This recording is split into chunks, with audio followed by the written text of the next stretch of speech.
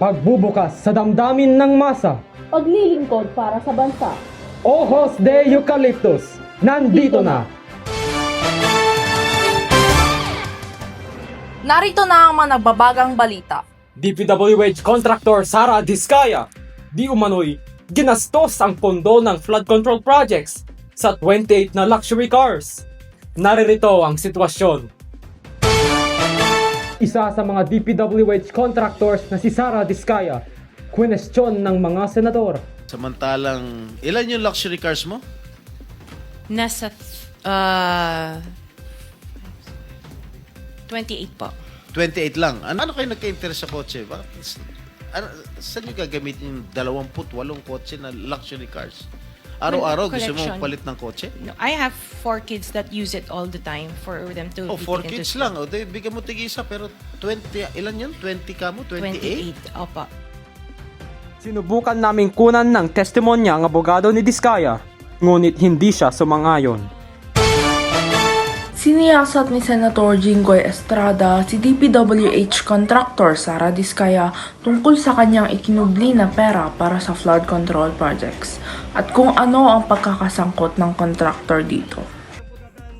Sa taong 2023 hanggang 2025, itinaguyod ang higit pa sa 60 na flood control projects sa Bulacan, Cebu, Lucena, Quezon at Manila. Ang mga proyektong ito ay umabot sa 118.5 billion pesos, ngunit karamihan sa mga ito ay hindi naaprubahan o kaya hindi maayos ang pagsasagawa.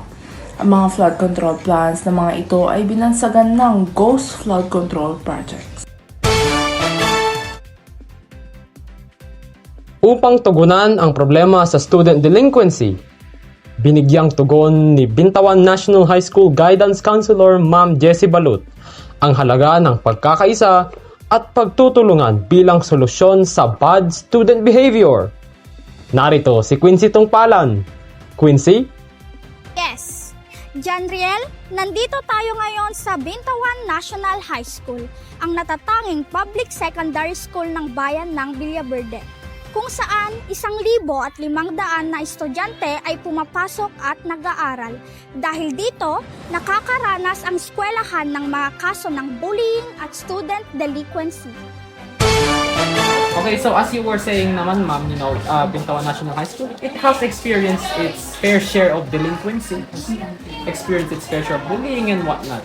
So for, ma'am, how would you describe delinquency here in Bintawan National High School currently? Delinquency as of now Yeah, at present hindi naman siya yung kagrabehan, pero as I see to it, parang nakikiuso lang sila siguro doon sa mga nakikita online kasi nagte-trending in Vizcaya meron tayong mga napapanood. So siguro baka siguro lang may speculation. But actually yearly meron namang talagang bullying na nangyayari kasi it's just but a normal siguro na merong mga quarreling. But in Bintawan National High School, hindi naman siya nagre-resort doon sa saksakan, patayan, not like the other schools na grabe siya.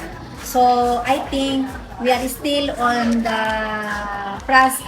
nandun pa lang tayo sa prevention, mitigation, na dapat i-educate ang mga adolescents natin.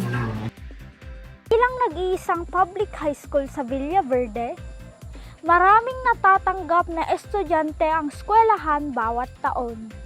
Bilang isa sa mga pinakamalaking public secondary school sa Nueva Vizcaya, maraming hakbang ang kinukuha ng Bintawan National High School upang maprotektahan ang mga estudyante at matigilan ang student delinquency at bullying. Ito ang pahayag ni Ma'am Jessie Balut ukol sa student behavior.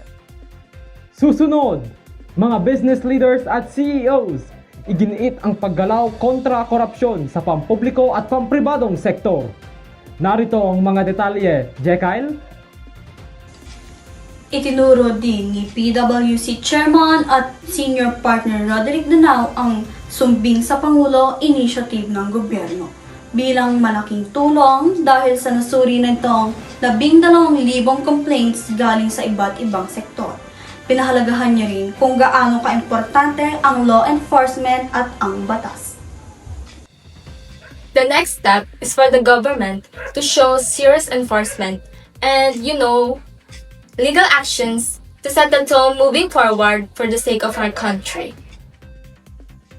Pagkatapos ng briefing sa nakaraang Lunes, ang Management Association of the Philippines at ang PwC Philippines ay nagsagawa ng survey sa mga CEO sa bansa, kung saan ibinahagi ng mga ito na may tiwala sila sa gobyerno pagdating sa pagsasaayos ng ekonomiya. Ngunit ipinakita rin nila ang kanilang pagdududa sa pagsita ng gobyerno sa korupsyon, kung saan ang approval ratings ng mga business leaders ay bumaba sa 9%, 1% mas mababa sa 10% ng nakaraang taon. Salamat, Jekyll. Ito lamang ang mga balitang handog namin sa araw na ito. Muli, kami ay nagseserbisyo. Para sa kapakanan ng bawat Pilipino. Ako si Janriel Placido. At ako naman si Janina Kinan. Ojos de Eucalyptus, signing off.